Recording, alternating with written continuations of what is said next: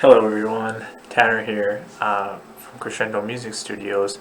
I just wanted to go over a few of my favorite things when it comes to teaching and playing the guitar. So first off, I wanted to start by talking about one of my favorite teaching websites, which is called musictheory.net. And on this site they have available countless amount of exercises and tools that you can use to sharpen your music theory. Some of these include note identification, interval identification, chord progression identification, and they're all free to use, and it's super user friendly and easy to go about, and it's just totally awesome and will bring your music knowledge to like a whole nother level. So it's great. You should definitely check it out if you have never done that before. Next, I wanted to talk about one of my favorite musical articles that I read recently. And it was an article about practicing slowly, which is something that a lot of musicians have trouble doing. And any of my students, and any student probably from Crescendo, has probably heard a million times that you need to practice slowly. And the article goes on to talk about why this is so important. And one of the most fascinating points, I think, was the author's Nao Nakajima. He is a violin performance graduate from Juilliard and the performance psychology professor at Juilliard currently. He compares practicing slowly to practicing music slowly to practicing martial arts slowly, and he relates it to a story of him starting out in Juilliard, and he was taking up martial arts at the time and was forced to go through every kick and punch and motion at incredibly slow speeds.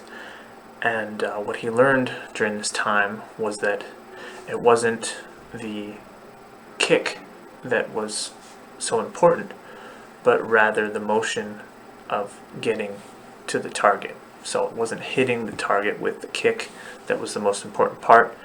It was using all your muscles properly and as efficiently as possible to get to that target. And so relating that to music, I think about the motions that a violin player or guitar player might have to do to get from a position to position.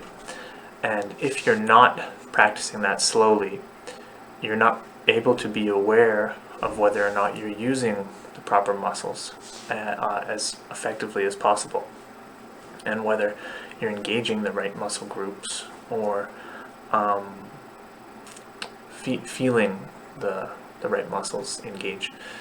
So that was a big eye-opener to me, to relate it to martial arts. And there's also another tidbit on there about how a pro golfer had the same experience with slowing down his swing, named Ben Hogan. So it kind of crosses fields in so many ways. Just whatever you're doing, if you can slow it down, you get a lot more focus, and whatever you're trying to practice will improve greatly. And the last thing I'd like to talk about is one of my favorite exercises that I like to practice slowly sometimes. This is called the spider walk. I've heard it been called, but also I call it the caterpillar exercise with some younger students. And it's basically just a way to warm up your fingers in the left hand and your picking hand as well. And so this begins usually around the middle of the guitar. I like to start it at the 5th fret with your first finger, and you're essentially just kind of going to lay out all your fingers across 4 frets. That's the eventual position you're going to be in. Oh, need some volume. And there we go. That's how we go through one string. So there's countless ways to do this exercise. There's countless variations of this exercise, and that's part of the reason I love it, is you can just keep on expanding with it, and it can grow and grow and grow, and as you get more skilled at it, you can make it a little more challenging. I'll play you a couple of the basic variations of it and then show you kind of where you can go, how you can expand it, how it can grow. And honestly, I'm still coming up with new ways to play this thing, and still using it and integrating it into my playing. So this is the basic one. We just kind of go through each fret one at a time, one string at a time. And I'm using what's called alternate picking, which is a downstroke going toward the ground and then an upstroke coming back up.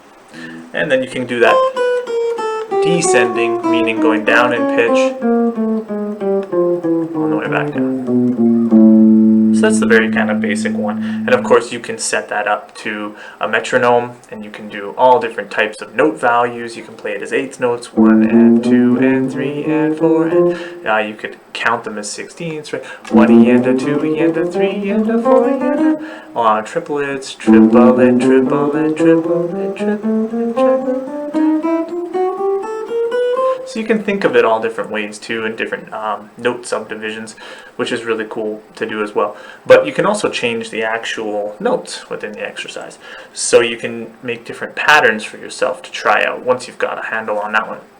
The next pattern is you can, a next step pattern that I like to go to is you can go from the first finger to the third finger, and then the second finger to the fourth finger. And so that sounds like this. Oh, sorry, let's try that again.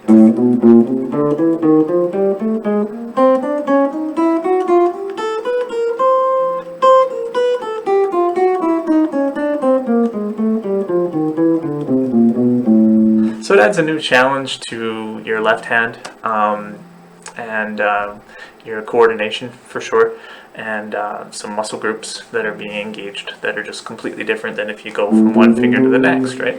And then from there, you can try all different patterns and groups of fingers. You can go 1, 4, 2, 3, 1, 2, 4, 3. There's many different ways to go about that. The next step is you can do this in sections of 2 strings. So let's say I was to try this one where I start here, and then I immediately go to the next string.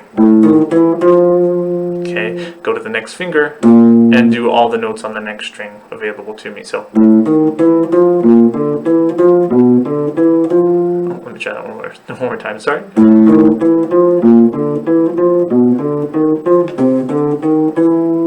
And then of course once you've done that and you've played through it, you can move it along the string groups as well. And then, the possibilities are endless with this thing. It's totally awesome, and it just makes for a great little warm-up to start your practice session, get the blood flowing, and get your hands moving. It's great. One more quick little exercise that I like to do if I have very minimal time and I want to make sure I get a good left hand workout in. I will just plant my fingers along the first and second fret, and I will do what is called a hammer on and pull off, back and forth, and I will try to do that as fast as I can for about 10 or 15 seconds. And then I will switch fingers from the first to third fret, and then I will go to my pinky, and then from there I will plant my middle finger and go to the third, and then my pinky again, and then my third finger and my pinky. And so that really gives me a good workout for my wrist and each different group of muscles between my fingers, every different group. So you really can't beat that one if you're strapped for time, because it takes about 2 minutes if you do 20 seconds of each finger group, and it's awesome. Just don't forget to breathe for that one. Yeah, so hopefully that gives you a little insight into some of my favorite things for teaching. Hope you have a great day. Bye now.